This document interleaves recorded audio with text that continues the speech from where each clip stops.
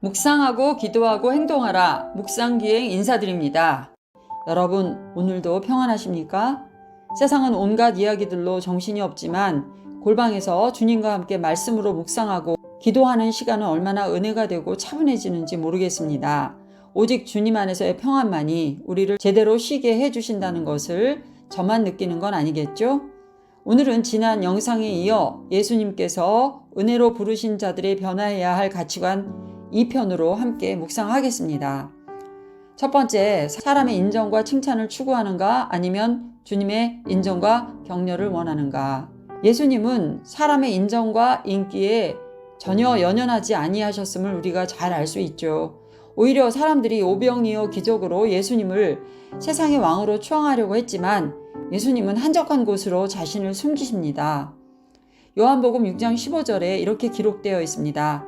그러므로 예수께서 그들이 와서 자기를 억지로 붙들어 임금으로 삼으려는 줄 아시고 다시 혼자 산으로 떠나가시니라. 두 번째는 드러난 일에 투자하고 싶은가 아니면 드러나지 않게 섬기려고 하는가. 자신이 한 일을 드러내려고 다 세상은 야단들입니다. 왼손이 한 것을 오른손이 모르게 하라고 하시는 예수님 안에서의 구제 방법을 사람들은 별로 탐탁치 않아 합니다.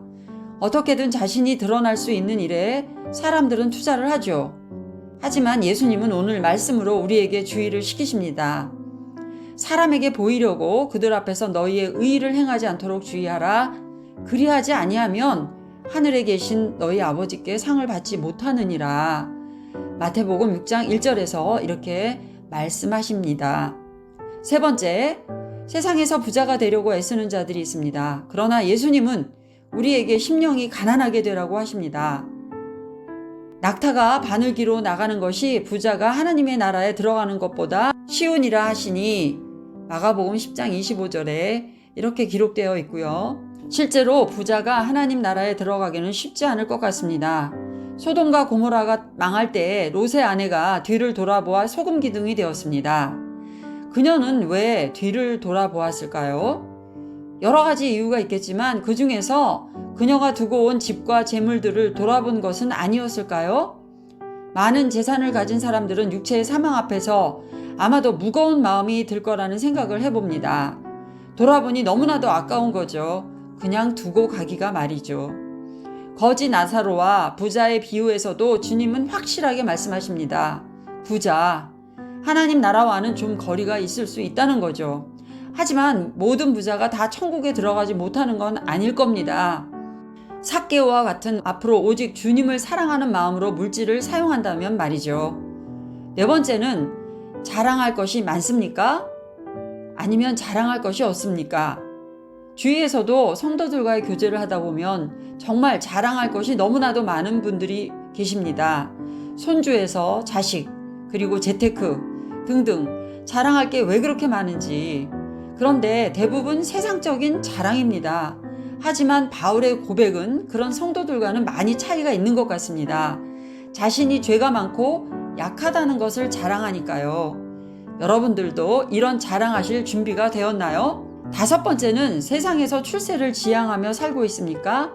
아니면 세상에서 구별된 별세된 자로서 사십니까? 다섯 번째 변화는 세 번째와 네 번째를 포함하는 이야기인 것 같습니다. 세상으로 나가 출세와 성공을 꿈꾸는 것이 성도의 길이 아니라고 말씀하십니다. 오직 별세, 세상과 구별되어 모세와 이스라엘 백성들이 출애굽하여서 홍해를 건넌 것처럼 출애굽이 바로 세상에서 나오는 것이며 별세를 위해선 물, 즉 세상을 건너야 하는 것이죠. 성도들은 세상에 속한 자들이 아닙니다. 오직 하나님 나라에 속한 자들입니다. 그런데 어떨 때는 세상 사람들보다 더 세상 지향적이신 성도분들도 있는 것 같아요. 돌아보아 지금 세상의 출세를 꿈으로 비전으로 세우고 있으시다면 주님과의 깊은 교제와 기도로 그 꿈과 비전이 하나님 나라에 꼭 필요한 것인지 여쭈어 봐야 할 것입니다. 여섯 번째로는 기뻐하는 자보다는 애통하는 자가 되라고 하십니다. 기뻐하는 것은 오직 주님의 인도하심에 기뻐해야 하는 것이고 주님과의 깊은 교제 가운데 기쁨을 느껴야 하는 것입니다. 그리고 애통하는 마음으로 주님께 나올 때 주님의 따뜻한 위로와 격려에 진정한 기쁨을 느낄 수 있게 되는 삶이 성도의 삶이라는 것을 잊지 맙시다. 마지막 7번째는 예수님은 사랑할 만한 자를 사랑하는 자로 끝나면 안 되고 사랑할 수 없는 자를 사랑하는 자가 되라고 하십니다. 내게 유익이 되고 내가 좋아하는 사람을 사랑하는 것은 이방인들도 그렇게 할 수 있다는 거죠. 세상 사람들도 이런 사랑을 쉽게 할 수 있습니다. 그런데 주님은 우리에게 이렇게 사랑하는 단계를 넘어서서 도저히 사랑하기 어려운 자, 또 나에게 전혀 유익을 줄 수 없고 오히려 어쩌면 뻔히 다 보이는데도 내가 돌봐야 하고 손해를 봐야 하는 자를 사랑하라는 것입니다. 이건 조금 높은 단계의 신앙 수준이 아닌가 싶습니다. 그저 피하는 게 상책이었어 했던 그 사람들에게도 손을 내밀어 주라는 것입니다. 어렵죠? 주님이 말씀하시니까 그렇게 해야 하나 보다 하지만 현실에서는 매우 힘든 도전인 것 같습니다. 그래도 주님의 명령이니까 따라야 하는 거죠. 순종으로 주님의 말씀을 실천함으로써 아주 어려울 것 같은 삶에서의 도전을 단계별로 해낼 수 있도록 주님은 도우실 능력이 있으십니다. 다만 우리가 귀를 막고 듣지 않고 내 판단으로 저버린다면 좀 더 높은, 더 나은 단계의 믿음의 길로 가기는 어렵겠죠. 마태복음 5장 46절에서 이렇게 말씀하십니다. 너희가 너희를 사랑하는 자를 사랑하면 무슨 상이 있으리요? 세리도 이같이 아니하느냐? 라고 말씀하십니다.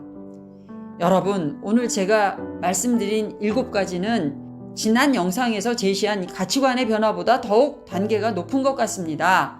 하지만 이것은 성도로서 해도 되고 안 해도 되는 것이 아니라 반드시 변화의 과정을 거쳐서 나아가야 할 성도의 성화되는 길이라는 것을 명심하고 오늘도 묵상하고 기도하며 이 말씀들을 생활에 적용할 수 있도록 노력하고 행동하는 성도들이 저와 여러분 모두가 함께 되길 바랍니다.